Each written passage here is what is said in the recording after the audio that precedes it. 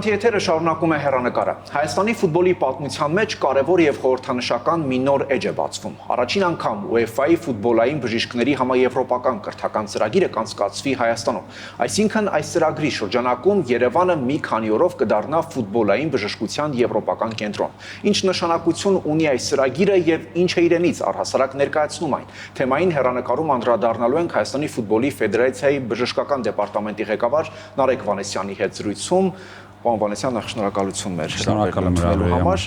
Սկսենք ծրագրից,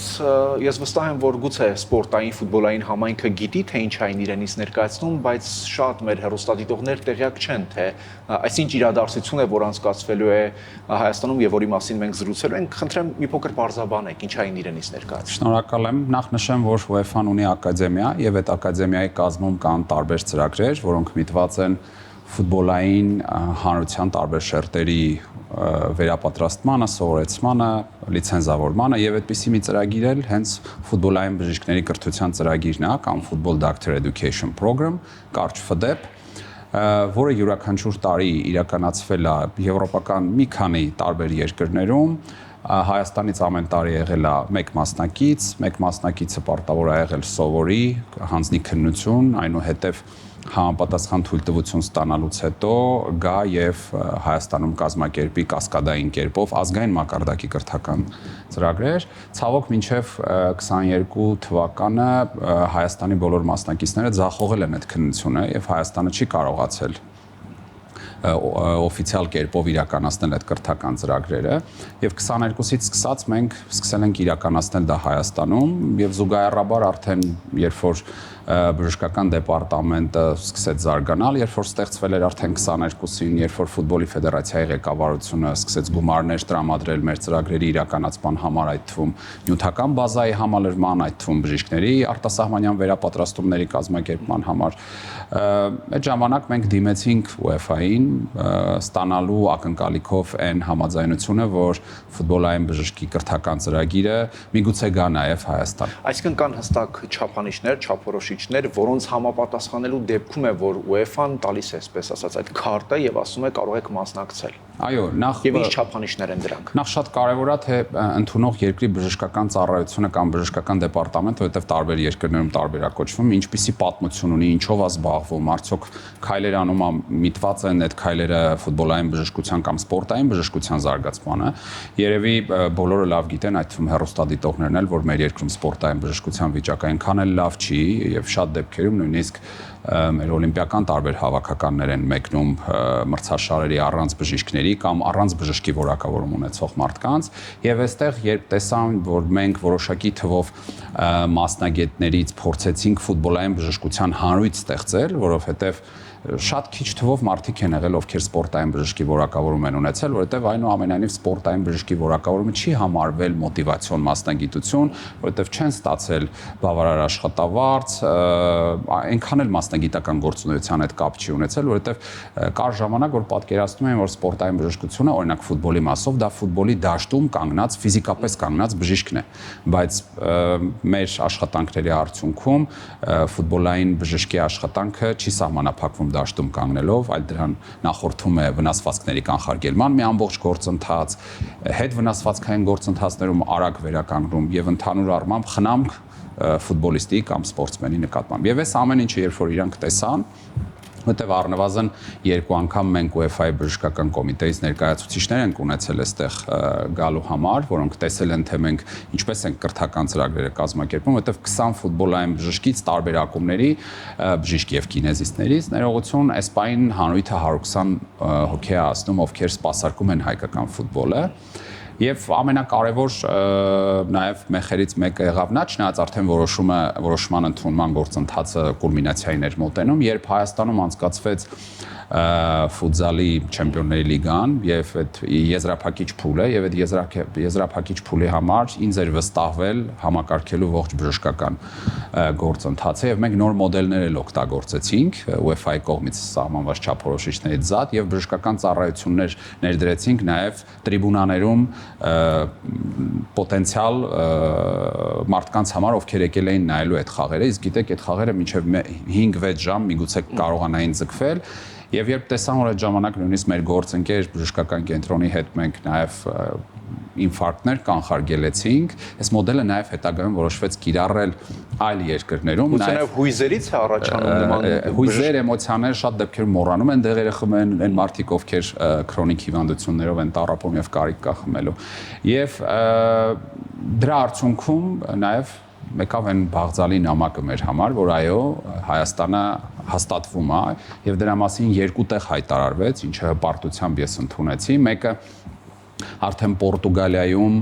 այս նույն ՖԴԵՊ ծրագիրը, երբ որ իրականացվում էր Պորտուգալիայի ֆուտբոլի ակադեմիայում, այնտեղ հայտարարվեց Արարատի նկարով եւ Երևանի պատկերով, ինչի իմ համար շատ հուզիչ էր, եւ մյուսը հայտարարվեց արդեն FIFA-ի բժշկական սիմպոզիումի ժամանակ, երբ ներկային 211 երկրի բժշկական ծառայության ներկայացուցիչներ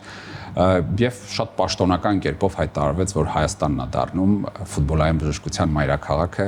2026 թվականին։ Այսինքն, պարոն Վալենսյան, ճիշտ եմ հասկանում, ինքը բավականին այսպես մրցակցային գործընթաց է։ Այո։ Այսինքն շատ դեպքերի նման չի, որ 1-2 երկիր են հայտ ներկայացնում եւ ամեն տարի այսպես մեկին շնորհվում է դա։ Այս դեպքում բավականին մրցակցային։ Նաեւ հաշվի առնենք, որ այդ երկրները մի քիչ պիտի նաեւ ծանոթ-թեթևան են, արդյոք իրենք ի վիճակի են ընդունել թե ոչ, որովհետեւ այստեղ նաև շատ կարևոր է թե ինչպիսի բժշկական հանույթ է ընդունում իրենց, որովհետև ոչ թե այստեղ խոսում ենք միջոցառման ֆիզիկապես անցկացնելու վայրի մասին, այդ առումով Հայաստանը մոտիվացիոն չի, որովհետև մենք շատ ուղիղ թռիչքներ չունենք, այս պահին դեպի Հայաստան այդ թռիչքները երբեմն գիշերային ժամերին են, իսկ եվրոպական այն երկրներում, որտեղ իրենք անց են կացրել, միգուցե ժամուկես 2 ժամվա թռիչքից հետո մասնակիցները կլինեին այնտեղ։ Այստեղ իհարկե ծախսերն էլ են շատացել UEFA բժշկական ծառայության համար, բայց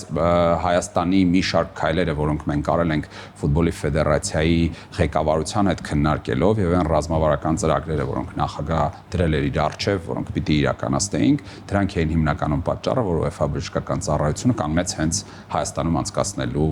հնարավորության վրա։ Եվ ով է ֆինանսավորելու այն ինչ որտեղ ամբողջովին ֆինանսավորվում է UEFA-ի հաշվին, բնականաբար յուրաքանչյուր տարի էլ ֆինանսավորվել է UEFA բժշկական ծառայության տողով, այս տարի նույնպես ամբողջովին պիտի ֆինանսավորվի, բացառությամբ այն փոքրիկ հայկական հյուրասիրության հատվածները, որոնք մենք պիտի իրականացնենք մեր սոցիալ-մշակութային առանձնահատկությանը նրանց ծանոթացնելու, մեր հյուրասիրությանը եւ Հայաստանի մասին որոշակի պատկերացում նրանց տալու համար։ Քանի որ ձեր խոսքից երևում է, որ բավականին ձգտել ենք, որ այս միջոցառումը անցկացվի Հայաստանում եւ բնականաբար մեզ համար էլ ըստ էության սահմանել ենք այն գլխավոր ակնկալիքները, որ մենք փորձելու ենք քաղել այս միջոցառումից։ Եվ որոնք են լինելու այդ ակնկալիքը, գլխավորը, որ տալու է այս միջոցառումը մեզ հայկական կողմին։ Տեսեք, մեզ համար շատ կարևոր էր, որպեսզի մեզ դիտարկեն որպես երկիր, որտեղ սպորտային բժշկությունը ունի ծիլեր, որոնք պիտի զարգանան։ Ինչու համար եմ ասում ունի ծիլեր, որովհետև մի քանի տարի առաջ սպորտային բժշկության վերաբերյալ պատկերացումները շատ տրիվիալ էին, երբեմն հետսովետական ժամանակաշրջանից մնացած մեթոդներով կամ սարքավորումներով, եւ երբ մենք փորձեցինք բերել նորագույն սարքեր, երբ մենք փորձեցինք թարգմանել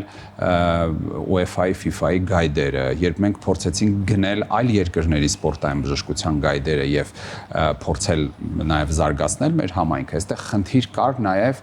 անել այնպես, որ Հայաստանի Հանրապետության կողմից մասնակիցները նաև ձգտեն ունենան միջազգային վկայականներ, միջազգային որակավորումներ եւ այս ծրագրի գալը մեր երկիր հնարավորություն է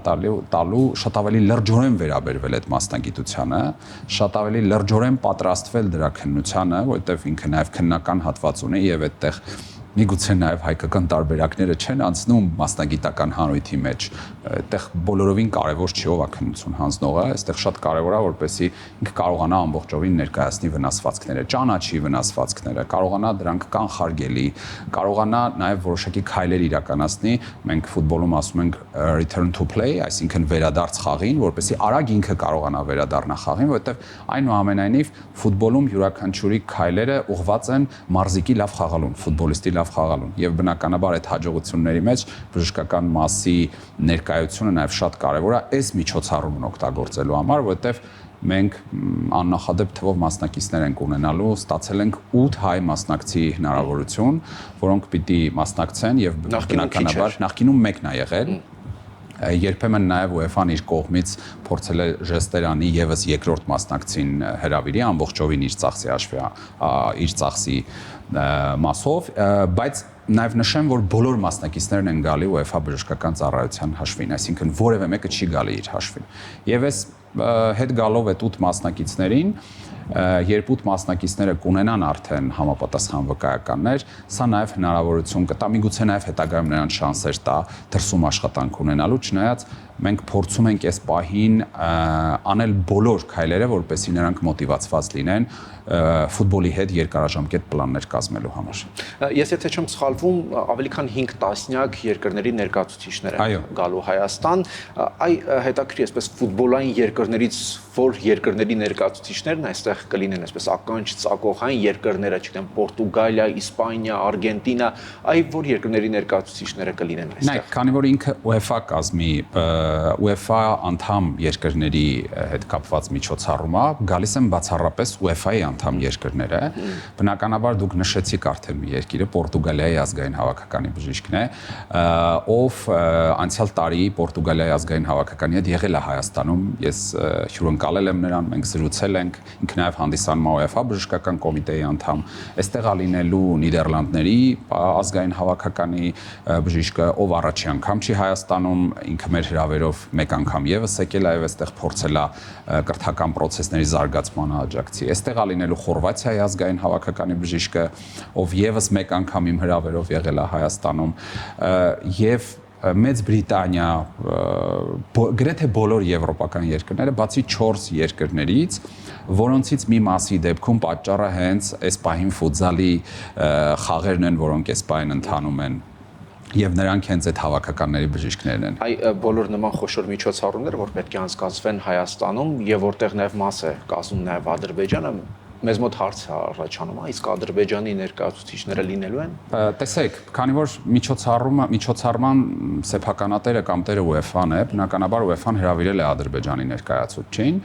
ես ստացել էի ցանկը բոլոր այն ժամանողների, թե ովքեր որ օդանավականով ինչպես են գալի, բնականաբար ստացել էի նաև Ադրբեջանի ներկայացուցչի գալու մասով, բայց եթե այլ մասնակիցների մասով ես նաև մեյլեր էի ստացել, որպեսզի մենք օգնենք, որպեսզի նրանք Հայաստան մուտքի վիզա ստանան, խոսքը այն երկրների ներկայացուցիչների մասին է, ում մուտքը Հայաստանում նաև թույլտվությամբ հատուկ վիզայով է։ Թուրքիայի դեպքում, Կոսովոյի դեպքում, այս դեպքում չէինք ստացել, բնականաբար մոտ 10 օր որևէ տվյալ չունենալու արդյունքում, սակայն տեսնում ենք, որ Քաթարի օդանավականով է գալու Հայաստան, ես նամակ գրեցի հասկանալու արդյոք ինքը գալիս է թե չի գալի եւ պատասխանը այսպեսին էր, որ ես բասկետբոլի ֆեդերացիայի հետ ինչ որ միջոցառման եմ, բացի դա նաև ես վիզա չունեմ, չեմ կարող գալ, դե բացատրեցինք, որ մեր գրելու իմաստը նա էր, որ ձեզ օգնենք, որ դուք մուտքի վիզա ունենաք, որովհետև այնուամենայնիվ UEFA-ն միջոցառումը մեզ տալուց առաջ նաև մեզնից ստացել էր գրավոր համաձայնություն, որ որոշ երկրների մասնակիցների դեպքում Հայաստանի Հանրապետությունը պիտի պարտավորություն վերցնի անվտանգության մասով եւ մենք տվել էինք այդ երաշխիքները։ Այսինքն չգալու պատճառը մենք չենք, չգալու պատճառը իր այլ գործերն են, բայց մնացած մասնակիցների մասով նաև արտգործնախարարությանն ենք դիմել, ովքեր որ վիզայի խնդիր ունեին, արտգործնախարարությունը այս բան մեզ օգնում է, որպեսզի նրանց մուտքը լինի անխոճ եւ Հայաստանը նրանց թվա շատ ավելի հաճելի։ Գալով այս կրթական ծրագրի բովանդակությանը, ինչպես այս ծրագիրը կարող է փոխել վնասվածքների կանխարգելման եւ բուժման մշակույթը հայկական ֆուտբոլում։ Նայեք, մենք բոլոր բժիշկներս, ովքեր հենց առողջապահական հանրույթից ենք եկել ֆուտբոլային բժշկությամբ զբաղվելու, վնասվածքների վերաբերյալ պատկերացումները դիտարկում ենք սովորական պացիենտների դեպքում։ Բնականաբար համապատասխան բուժումները նույնպես դիտվում է սովորական պացիենտների դեպքում արվող բուժումների տեսանկյունից, վերականգնման գործընթացը նույնպես եւ այդ վերականգնման համար հատկացված ժամանակը նույնպես։ Ֆուտբոլում եւ սպորտում այդ ժամանակը չկա։ Այդ մեթոդները պիտի լինեն ավելի նվազ-ինվազիվ, այդ մեթոդները պիտի լինեն մարզիկին արագ վերականգնման տանող եւ այս միջոցառման արդյունքում վնասվածքների ճանաչման, կանխարգելման, դրանց ուղղված համապատասխան ծրագրերի իրականացման, որտեղ FIFA-ն էլ ունի հենց վնասվածքների կանխարգելման ծրագիր, կոչվում է 11+, եւ այս ծրագրից նաեւ օգտվելով եւ այն ախտորոշիչ հետազոտությունները, որոնք նաեւ կիրառվելու են, որոնք ցուցադրվելու են, սրանք բոլորը օգնելու են, որպեսզի մեր ֆուտբոլային բժշկության հանրույթը կարողանա վնասվածքների դեպքում գործել կոմպետենտ։ Մյուս կարևորությունը նաև թե ինչ դասախոսական անձնակազմ է գալի այստեղ, մենք չխոսեցինք այդ մասին, այնտեղ կան մարդիկ, որոնց հետ շփման առումով միգուցե շատ ժամանակ է պետք ծախսել, որպեսզի ունենալ այդ շփման հնարավորությունը։ Նրանց մի մասը Մեծ Բրիտանական համալսարաններից են, հենց սպորտային բժշկության, վնասվածքաբանության թոփ մասնագետներ, այնտեղ կան Գերմանիայի սպորտային բժշկության ներկայացուցիչներ, Քաթարի հայտնի ասպետար հիվանդանոցից, իդեպ ասպետար հիվանդանոց հենց աշխարհի խաղերի ժամանակ ամբողջ բժշկական օգնությունն ու սպասարկումներ անում։ Եվ այս ամեն ինչը նպաստելու է, որպեսզի մեր մասնակիցները, հայ մասնակիցները հենց անմիջապես այդ ամեն ինչը կրողներից լսեն, այդ հարցերը տան, ստանան այդ պատասխանները եւ մյուս կարևոր հանգամանք կոմունիկացիան է։ Այն կոմունիկացիան, որը ստեղծվելու է հայ բժիշկների եւ այն 51 երկրի բժիշկների միջև եւ հետագայում ծառայելու է նաեւ հայկական ֆուտբոլին, որովհետեւ շատ դեպքերում մեր հավաքականները եւ ակումբները, որ գնում են տարբեր երկրներ, նա կա կուլիսային աշխատանք, որը չի երևում ֆուտբոլի դաշտում։ Այդ կուլիսային աշխատանքը ենթադրում է, որ մեր ֆուտբոլային բժիշկները ինչ-որ բանի կարիք ունեն, աջակցության կարիք ունեն, շփվելու կարիք ունեն, այնտեղի բժշկական ռեսուրսներից օգտվելու կարիք ունեն եւ նույնը նաեւ այդ մյուս երկրներն են, այդ երկրները, որ գալիս են Հայաստան, ՀՖ բժշկական դեպարտամենտի լայն հնարավորությունները եւ շատ դեպքերում մեր որոշ հիվանդանոցների հնարավորությունները բացվում է իրանց առաջ, որտեղ լինում են դեպքեր, երբ ակումբները կամ հավաքականները գալիս են Հայաստան առանց բժշկական պայուսակի։ Իսկ մեր հնարավորությունները թույլ են տալիս սպասարկելու նրանց։ Այո, մենք ունենք նման 5-ից ավելի դեպք, երբ մեր բժշկական դեպարտամենտը նույնիսկ բժիշկ է տվել այդ երկրին, որովհետև ինչ-ինչ խնդրով նրանց հավաքականի բժիշկը չի կարողացել գա։ Այդպիսի դեպքեր ունենք։ Այո, ես շատ հպարտությամբ ուզում եմ ասել, որ մենք կարողացել ենք վերջին արդեն 4-րդ տարին ենք գնում, 4 տարվա ընթացքում դեպարտամենտը այնպես զարգացնել, նաև հնարավորությունները այնպես մեծացնել, որ այո, այս գիտելիքների հավելման պարագայում էլ մեր հնարավորությունը եւ մեր երկիրը ներկայացնելը դառնում է շատ ավելի ռեալիստիկ եւ հիմ փորձը կարողանում ենք ավելի փորձառու կերպով ներկայացնել հիմա։ Եվ ամփոփելով մեր զրույցը, պարոն Վանեսյան, նախ հիշեցնենք երբ է տեղի ունենալու այս միջոցառումը։ Փետրվարի 2-ից փետրվարի 6-ը, բայց մասնակիցները Հայաստան են սկսում ժամանել արդեն հունվարի 31-ից սկսած։ Դուք խոսեցիք, քանի որ այսպես որ ըստ էության իրենց ոլորտում բավականին ֆուտբոլային կամ սպորտային բժշկության ոլորտում բավականին հայտնի դեմքեր են այստեղ լինելու։ Այդ օրերը բավական են, որպեսզի նրանցից այսպես քաղվի այդ կրթական ամբողջ դասերը։ Նայեք, UEFA ծրագրերը տարբերվում են նրանով, որ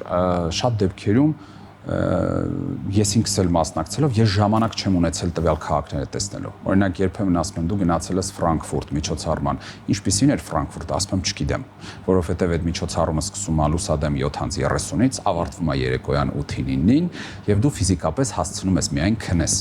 Այս պարագայում ամբողջ ծավալը ինչ որ նախատեսված է, որպեսզի ֆուտբոլային բժիշկներն իմանան եւ ոչ միայն մենք, այդ թվում նաեւ եվրոպական երկրների բժիշկները, որոնք գալիս են այստեղ, ամբողջովին այնպես է այդ դրված այդ օրակարգը, որ մի փոքր հատվածը բաց թողելով հնարավոր է ամբողջ հատվածը չկարողանաս իրար հետևից կապել։ Դրա համար այս այն ծրագիրն է, որը փորձում է 1 տարվա համար պատրաստել մասնագետներին եւ նշեմ, որ ինքը 3 փուլանոց ծրագիր է, կա ՖԴԵՊ1, ՖԴԵՊ2, ՖԴԵՊ3, Հայաստանում անցակացվում ՖԴԵՊ2-ը։ Եվ այն մնացած երկուսները հետագայում, այստեղ կիմանանք, թե հաջորդ երկիրը որտեղ է, որ իրականացվելու է։ Հնարավորություն գուցե հետագայում Հայաստանին է տրվի, շարունակական լինի այս։ Մենք փորձելու ենք UEFA-ի բժշկական սիմպոզիումը բերենք Հայաստան, ինչը ներառում է մոտավորապես 2000-ից ավել մասնակիցներ, եւ ես կարծում եմ, որ այն գործընթացները, որով անցել է դեպարտամենտը, ֆուտբոլի ֆեդերացիայի ղեկավարության աջակցությունը եւ հավատը, որ եղել է մեր ծրագրերի նկատմամբ, նաեւ UEFA բժշկական ծառայության հետ մեր կոնստրուկտիվ հարաբերությունները կնպաստեն, որ մի օր նաեւ այդ ծրագիրը կգա Հայաստան, ես հույս ունեմ։ Շնորհակալություն։ Շնորհակալ եմ։ Հեռանկարում Հայաստանի ֆուտբոլի ֆեդերացիայի բժշկական դեպարտամենտի ղեկավար Նարեկ Վանեսյանն էր։